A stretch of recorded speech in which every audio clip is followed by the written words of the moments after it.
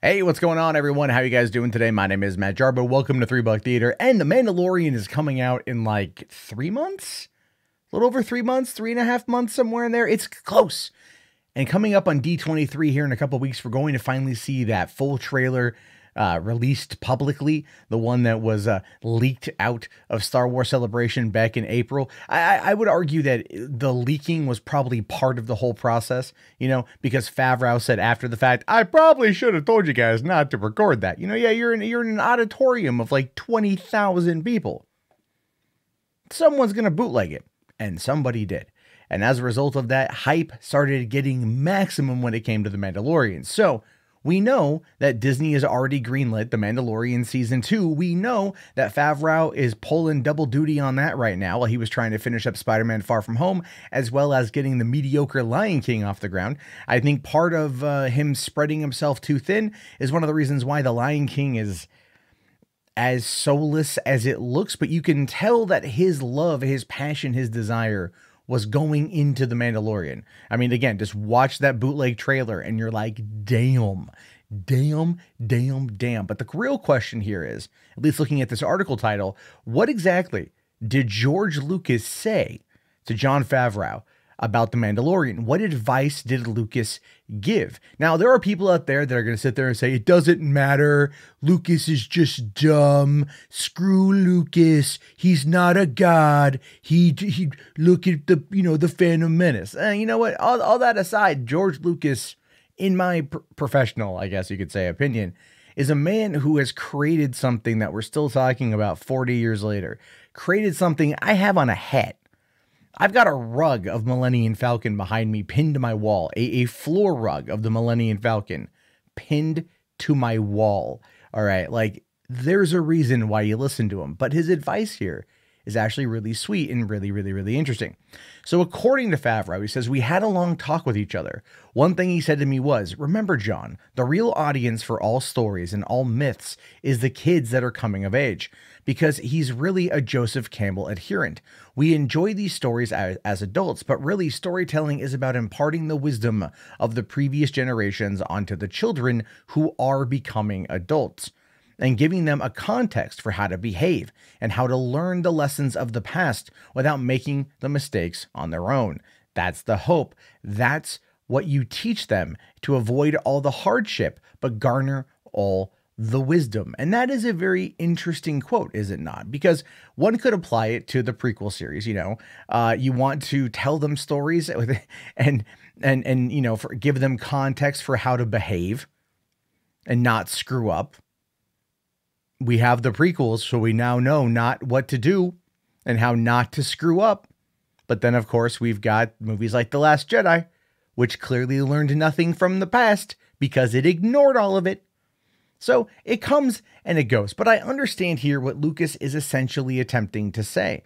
What he's doing is he's talking with Jon Favreau about what it means to be a storyteller, what it means to actually sit down and impart this wisdom of learned generations of everything onto the younger crowd, and to do it in a way that's going to be done through myth and legend and stories, and that the people you're trying to reach the most are not necessarily the adults, because that's what Galaxy's Edge is. Galaxy's Edge is a mall for adults. That's what it boils down to. There's a reason why there's one ride that's open, one that's coming after the new movie, and there's like 8 shops.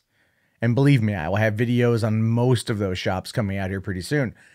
But that's what it is. Disney took it under Kathleen Kennedy, and they forgot the past. J.J. Abrams relied a little bit too heavily on the past, but Rian Johnson said, forget it, kill it if you have to.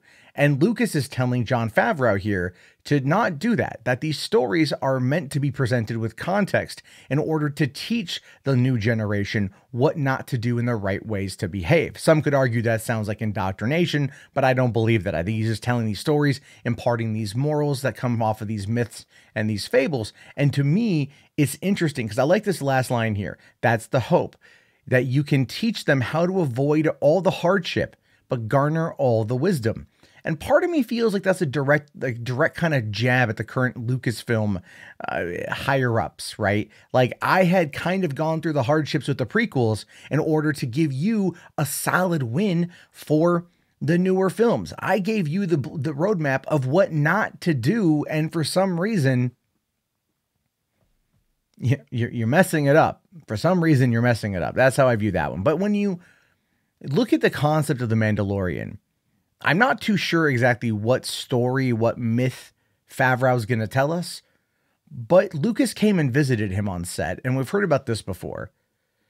But he's understanding that, you know, Star Wars is aimed at, I don't want to say children, because I don't feel that's entirely accurate. I think it's aimed at tapping in to childlike wonder. And I think you can do that at any point in time in your life. I really do. I think you have the ability to tap in to childlike wonder at any point in time in your life. There's a reason why I still geek out at Star Wars as a 37-year-old man with a 19-month-old daughter and another daughter coming in like literally a couple days.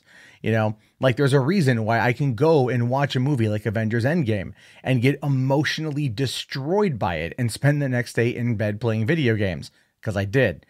I was that wrecked. I was like, no, I'm not. I don't want a life today. I don't want to adult today. These stories do touch us in certain areas, and that is fine if it goes after elements of our childhood and it allows us to imagine and to dream and to believe again.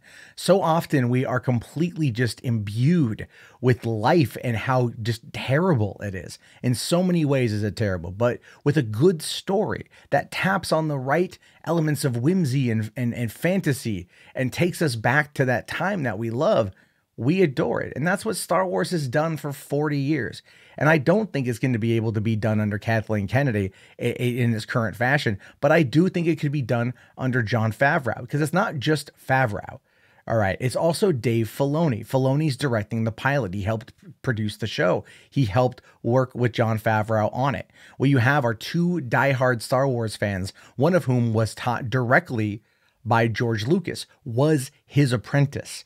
And as a result of that, I think we're going to get one of the best things to ever come out of Star Wars. And I cannot wait for the 12th. I don't know what time of day it's going to drop. If it's like a midnight drop, I'm going to like get myself some sleep, drink myself a Rockstar, watch that stuff, and then like break it the hell down. I'm excited for that. I'm excited for those 8 or 10 episodes. I forget how much it is. And I'm already excited for season 2. And we haven't seen anything more than a blurry, terrible potato cam trailer ripoff from Star Wars Celebration a few months ago, and I can't wait. But I am curious what you guys have to say about this. What do you think of this advice? Do you think Lucas is being, you know, is it good advice? Is it bad advice? I want to know your thoughts on this one. Do me a favor, leave a comment. Do me another favor, toss a like. If you've made it this far, hit a like. Let's try to get up to 250 likes. How about that? It's a modest number. I think we can do it. I think we can hit 250 likes on this video. It does help out the channel. And I will talk to you guys later. Have yourself a fantastic day. May the force be with you, and peace out.